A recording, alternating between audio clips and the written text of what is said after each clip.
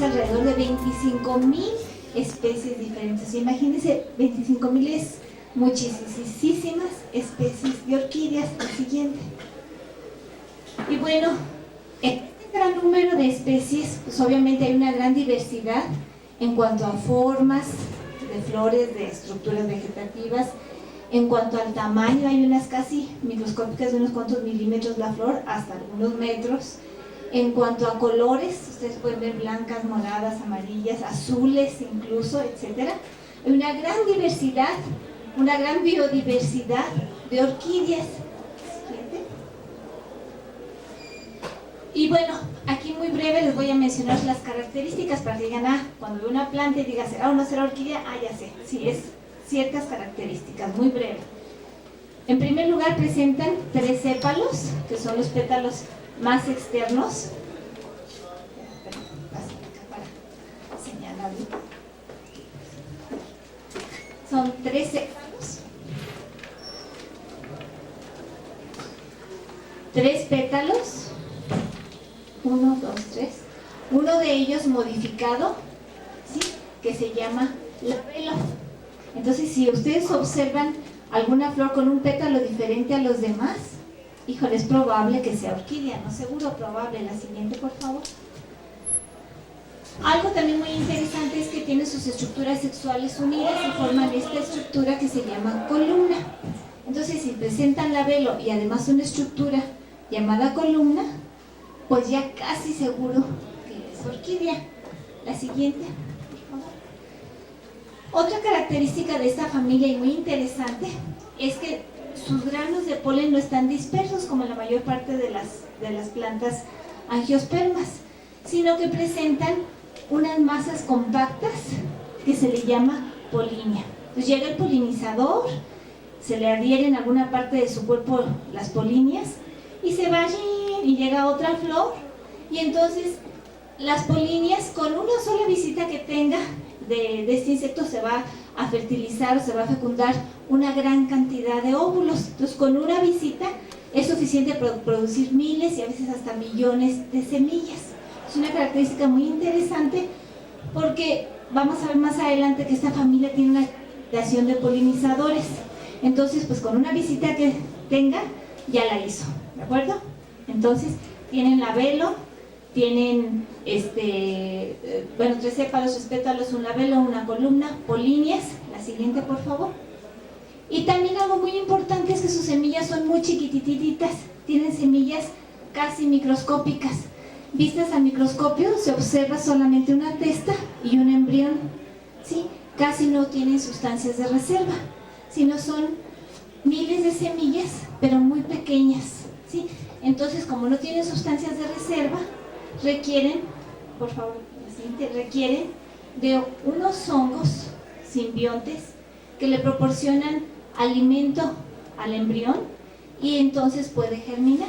Entonces, de miles y miles de semillas, solamente germinan aquellas que establecen una relación adecuada con este tipo de hongos y va a germinar. La siguiente, por favor. También otra característica es que estas plantas son de crecimiento muy lento. Si en general tardan años en desarrollarse, años en poderse reproducir por primera vez. Por ejemplo, una planta que hemos trabajado nosotros, Reina está haciendo su tesis con ella y yo hice también mi tesis con ella, con Elia Especiosa, tarda de 8 a 16 años en dar por primera vez flores. Entonces, en general son plantas de muy lento crecimiento, ¿sí? Bueno, esas son las características así distintivas de la familia. Si observan estas características, seguro que es orquídea, que tenga columna, que tenga labelo, que de semillas numerosas muy pequeñas, ¿qué más dijimos? A ver, que tenga polinias también. Entonces, bueno, esas son las características. Ahora, estamos hablando de biodiversidad de orquídeas, porque hay tantísimas, 25,000 especies diferentes. Bien, también hay una amplia diversidad, no solo en estructura reproductiva, sino también en sus hábitos de vida.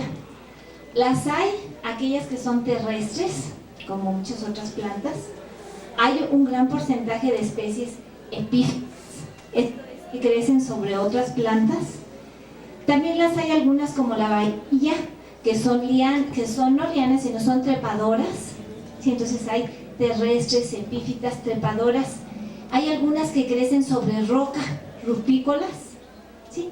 Y hay algunas que es el colmo de las adaptaciones, pero hay algunas que incluso no realizan fotosíntesis, sino que son saprófitas. Por ejemplo, esta del género Caladenia y estas otras especies que son saprófitas, no tienen clorofila, sino que toda su vida están asociadas con algún hongo micorrícico y el hongo le da nutrimentos y la orquídea pues logra crecer y desarrollarse, reproducirse, etcétera, pero todo el tiempo es saprófita. Entonces pues ustedes pueden ver con esta diapositiva que también hay una gran diversidad en cuanto a formas de vida. La siguiente. Yéndonos un poco más profundo en el estudio de estas plantas, se puede observar que también hay una gran diversidad en cuanto a sus síndromes de polinización. Son polinizadas por diferentes agentes. En general, todas ellas requieren de algún agente polinizador, algún agente vivo.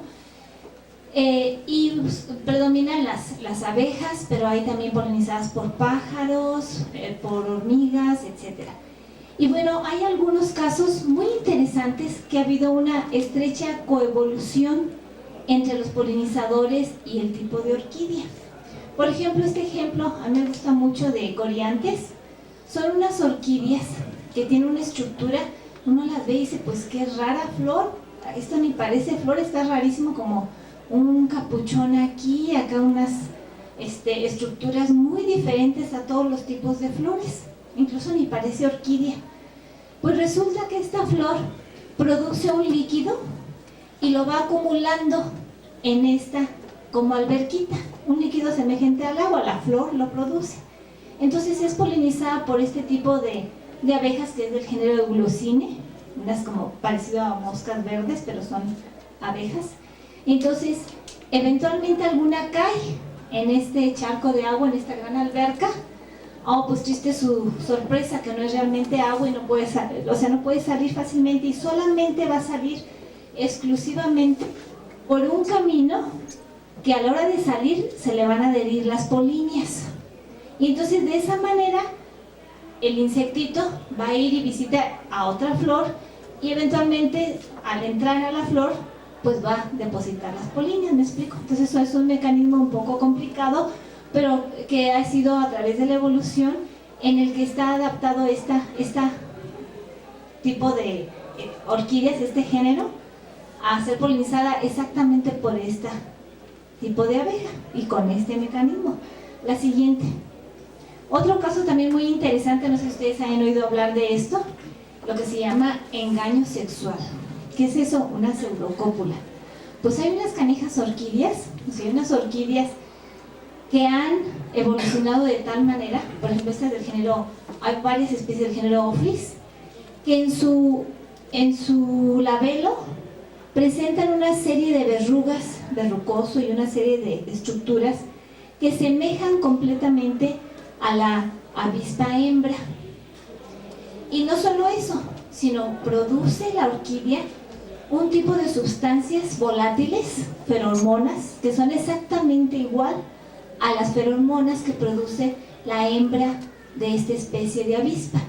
Y solamente es polinizada esta orquídea por esta especie de avispa, no otra, sino exclusivamente este. Entonces, es un caso pues muy interesante en el que la flor ha evolucionado de tal manera en respuesta a su determinado polinizador.